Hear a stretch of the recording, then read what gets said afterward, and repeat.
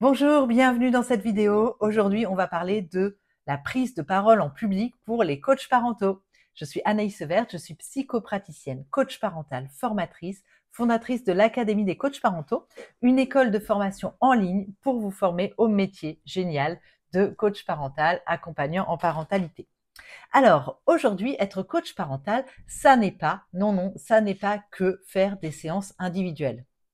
Quand on imagine le métier de coach parental, on imagine qu'on va être dans un bureau avec des parents. Oui, c'est très bien, on fait de l'accompagnement individuel des parents, mais ça n'est pas que ça.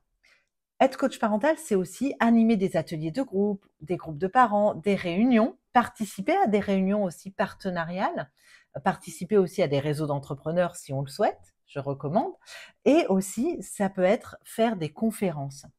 Et ça, c'est une compétence, prendre la parole en public. Vous voyez qu'on va utiliser dans ces différents domaines, à ces différentes occasions, et ça peut vraiment transformer votre activité. Le problème, c'est que je vois beaucoup de coachs parentaux qui se cachent derrière l'individuel, qui ne veulent faire que ça par peur d'être visibles, par peur de prendre la parole en public, de bafouiller, de mal faire, de perdre leurs moyens. C'est une des peurs les plus répandues, la peur de prendre la parole en public. Alors c'est vrai que prendre la parole en public, ça demande de l'expérience, ça demande de l'entraînement et d'accepter que ce soit imparfait. Moi, vous me voyez en vidéo, vous avez peut-être l'impression que c'est facile pour moi, pas du tout. Je prends régulièrement la parole en public, mais j'accepte surtout, j'ai accepté que j'étais pas parfaite. Donc vous me voyez, des fois j'ai des tics de langage, je bafouille, je fais comme je peux, mais finalement le message passe et c'est le plus important. Voilà, ça demande une certaine humilité, ça demande de se dire, bah, j'accepte de me montrer telle que je suis, imparfaite, c'est pas grave. Voilà. Donc, votre peur de parler en public, c'est un problème parce que ça limite votre visibilité. Alors, c'est pas tant le fait d'avoir peur, mais c'est le fait de vous laisser gouverner par la peur. Ne laissez pas votre peur de parler en public vous gouverner et osez participer à des occasions de prendre la parole en public, en réunion, animer un atelier, animer une conférence. Oui, vous êtes capable de le faire. C'est un accélérateur, c'est un moteur d'expansion de votre entreprise et c'est un accélérateur de crédibilité énorme. Alors, je vous donne quelques astuces pour vous aider sur ce sujet. Déjà, sachez que quand on prend la parole en public, que ce soit lors d'une vidéo, d'un live ou en présentiel, c'est important de capter l'attention des personnes qui vous écoutent dès les 30 premières secondes. Vous pouvez le faire, il y a plein de façons de capter l'attention, mais par une question choc, une histoire personnelle, un petit exercice physique même. On peut faire une statistique marquante, quelque chose qui va marquer les esprits et qui va vous rendre inoubliable.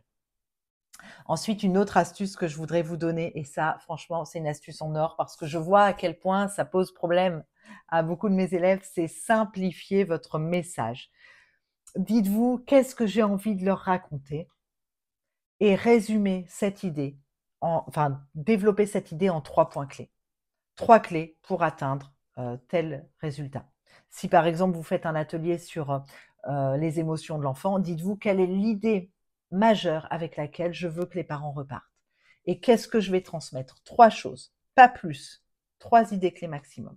Et vous verrez, ça va structurer votre discours et vous allez échapper au piège dans lequel tombent beaucoup d'intervenants qui est de faire un exposé, tout dire, faire quelque chose d'hyper théorique dont les gens ne se souviennent pas. Donc mettez-y aussi de votre personnalité, de vous, peut-être de raconter une histoire personnelle qui va donner envie aux personnes de vous écouter et simplifier votre message. Et dernière chose, entraînez-vous. Franchement, il n'y a que la pratique qui permet de progresser. Entraînez-vous devant votre glace, entraînez-vous avec vos enfants, entraînez-vous dans des réseaux d'entrepreneurs. Chaque fois qu'on vous donne une occasion de prendre la parole en public, eh ben, saisissez-la. C'est comme ça que vous allez progresser. Et dernière chose, c'est exactement ce sujet-là qu'on va travailler lors de mon séminaire présentiel des 4 et 5 octobre à Château-Thierry. Chaque année, j'organise un séminaire présentiel et chaque année, je prends un thème différent. Donc là, il y a 2 choses en particulier. On va parler de la santé mentale des parents et puis il y aura toute une partie sur votre développement d'activité et je vais vous aider à construire une conférence que vous allez pouvoir proposer aux parents et aux professionnels. Voilà, ça va être vraiment hyper concret et vous allez repartir avec une idée, un plan de conférence impactante. Donc, je suis très contente de vous partager ça. Moi-même, je me suis formée pour être conférencielle au cours de l'année, pour monter en compétences, même si je faisais déjà des conférences. Et donc, j'ai vraiment envie, alors évidemment, je ne vais pas vous transmettre toute la formation que j'ai reçue, mais j'ai vraiment envie de vous donner des bases pour que vous aussi, vous puissiez proposer des conférences, oser proposer des conférences et en faire un levier de développement de votre activité. Voilà, pour vous inscrire au séminaire, bah, c'est sous la vidéo et il reste quelques places, donc n'hésitez pas à réserver votre place dès maintenant. À bientôt!